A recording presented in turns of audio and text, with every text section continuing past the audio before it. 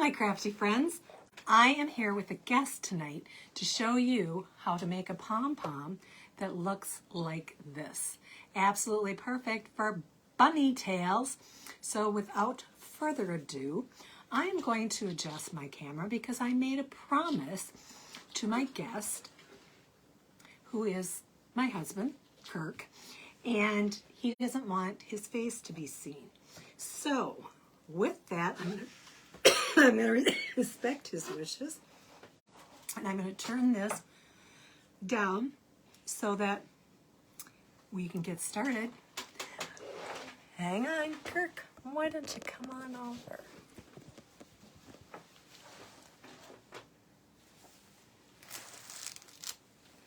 How's that? I'm going to put this up just a little bit. Do you have your end? I do. So what happens with Kirk is that because we do a lot of craft shows, he ends up being my helper. And so he had to learn how to make pom-poms because I needed help with getting enough of them done for some of the projects that we had. So he's adjusting the camera. Oh, there we go. I thought maybe he was going to actually show you his face, but I guess not.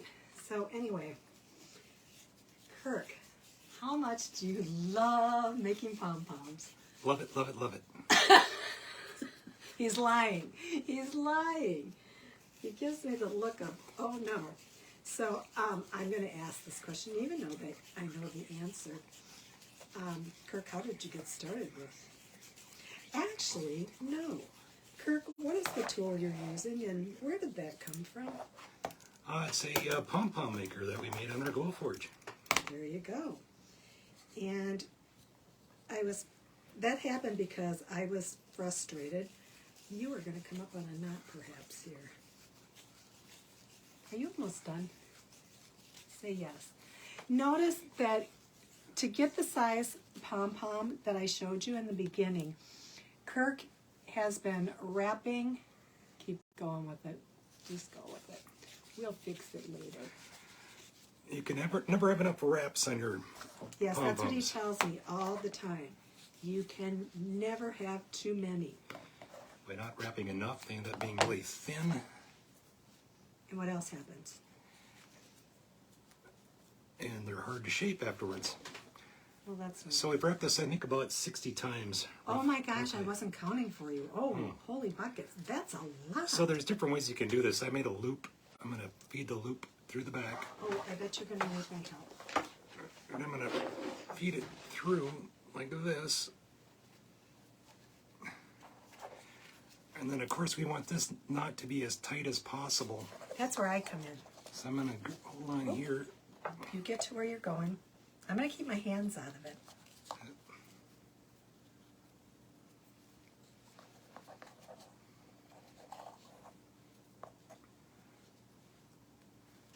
Pull this up.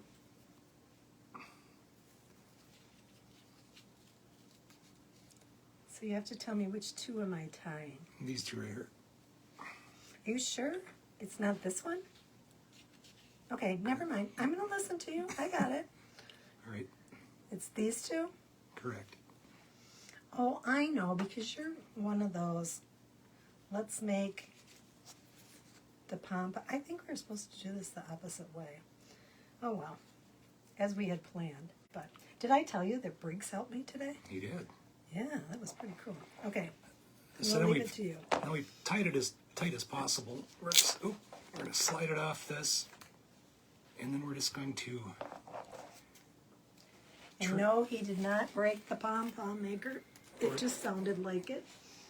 We're just trimming through the loops on the sides. This is my favorite part as it comes to life. I don't like wrapping. I do it.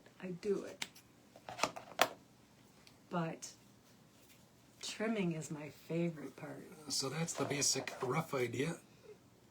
I'm going to tell you, Kirk is actually a better trimmer than I am. Not much. Right, Kirk? That's Not right. much. And all we're doing is cutting away the things that don't belong there. How do you know it doesn't belong? Just by looking at it. Really? How do you start at the bottom? A lot of times you tend to just trim it at the top, and then it ends up more like a tassel. Oh, I do that differently. Okay. Yeah, I don't want a tassel look. So start at the bottom trimming. Well, that's what I do, but I don't think there's any Oh, right or okay. wrong way. Well, you and I do it differently.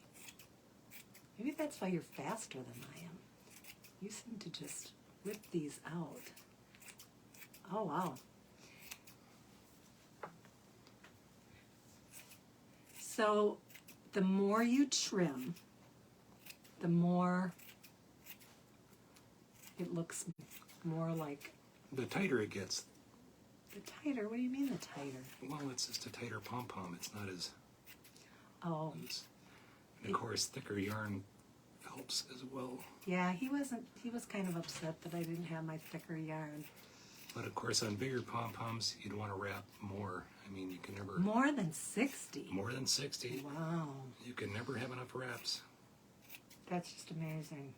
More is more. Cute out. But that's the basic premise there. Yeah, and the difference between our, what do you call it? When we're trimming up our pom-poms is that I do it over the wastebasket and he does it on the table. So there are differences that we have, right? That's right. Is that, I know, it's because I'm an old lady, so I do things different, right? Yes, you are. Yeah. Ask Kirk how old he is. Kirk, how old are you? 27. Yeah, you're lying. We have children that are older than 27. But that's the basic premise there. I'm not going to over trim it for you. And you can always go in, see how he's going back? Because when he pushed all that off, he could still see that he had little pieces to Yeah. trim.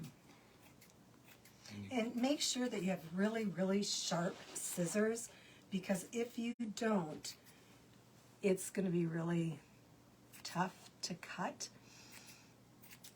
Looking good. I'm impressed, sir. I am impressed. there you go. See? So Kirk made a pom-pom. And I will tell you that Kirk and I used two different sizes. He used the medium one. I used a larger one. And so, oh, here we go. See, he didn't break it. And so when you look at the different sizes, you can see that it, oh, I can see I need to trim mine up a little bit more here. Yours is looking pretty. You know what? I think I'm going to use the larger one, and you're going to help me for bunny tails. So with that, we're going to say, see you later. Happy crafting, and now you know how to make pom-poms. If you have any questions, leave them in the comments, and I'll make sure that Kirk answers them. No, he's off the hook. He's off the hook. Why did you do this for me, honey? Because I love you so much. Okay, now that was corny. Anyway, have a great night. We'll see you later. Until next time, happy crafting.